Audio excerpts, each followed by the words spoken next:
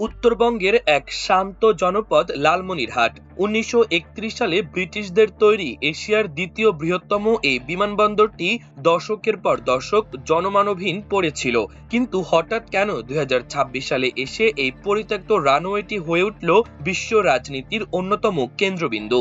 কেন দিল্লির সাউথ ব্লকের কপালে চিন্তার ভাঁজ? এটি কি শুধুই যোগাযোগ ব্যবস্থার উন্নয়ন, নাকি এর নেপথ্যে কাজ করছে হিমালয়ের ওপারের কোনো দীর্ঘমেয়াদী পরিকল্পনা? মানচিত্রের দিকে তাকান। ভারতের মূল ভূখণ্ডের সাথে উত্তর পূর্বাঞ্চলীয় ৭টি রাজ্যের সংযোগ রক্ষা করে মাত্র ২২ কিলোমিটার প্রশস্ত এক সরু ভূমি, যাকে বলা হয় চিকেন নেক বা শিলিগুড়ি করিডোর।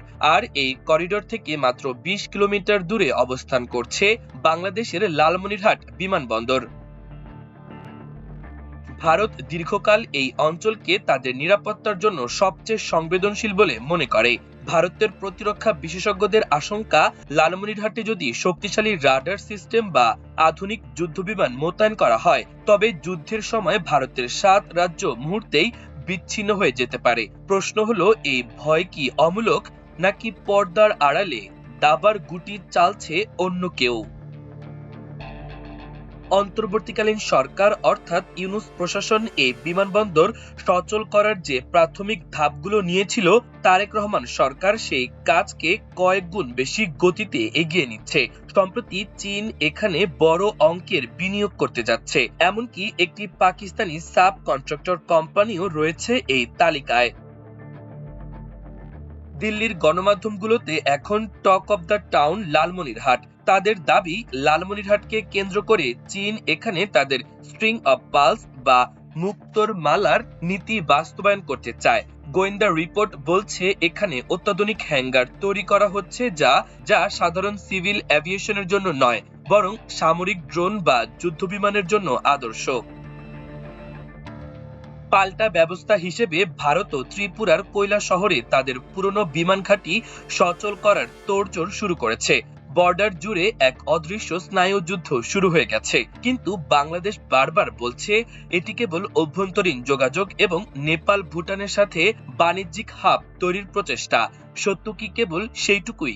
বাংলাদেশের নতুন সরকারের অবস্থান খুব পরিষ্কার। দেশের সার্বভৌমত্ব এবং অর্থনৈতিক স্বার্থ সবার আগে। তারেক রহমানের এই কঠোর অবস্থান ভারতকে কি নতুন করে ভাবতে বাধ্য করছে? দিল্লির দীর্ঘদিনের মিত্র হারিয়ে যাওয়া এবং লালমনিরহাটের মতো স্ট্র্যাটেজিক পয়েন্ট ঢাকার এই সক্রিয়তা কি দক্ষিণ এশিয়ার ক্ষমতার ভারসাম্য বদলে দেবে? ভারতের এক সময়ের একতরফা প্রভাব কি তবে এবার চ্যালেঞ্জের মুখে? একদিকে ওয়াশিংটন, অন্যদিকে বেইজিং। এই দুই শক্তির মাঝখানে দাঁড়িয়ে তারেক রহমান সরকার কি লালমনিরহাটকে একটি লিভারেজ হিসেবে ব্যবহার করছে? লালমনিরহাটের আকাশে যখন প্রথম বিমানটি উড়বে, সেটি কি কেবল যাত্রী বহন করবে, নাকি বয়ে আনবে ভূ রাজনীতির এক নতুন বার্তা? ভারতের নিরাপত্তা সংখ্যা কি কেবলই আতঙ্ক, নাকি সত্যি বাংলাদেশ এক নতুন শক্তির উত্থান ঘটাতে যাচ্ছে? সময় হয়তো সব উত্তর দেবে, কিন্তু তার আগ পর্যন্ত লালমনিরহাটের এই পরিত্যক্ত রানওয়েটি হতে পারে আগামী দিনের সবচেয়ে রহস্যময় যুদ্ধক্ষেত্র।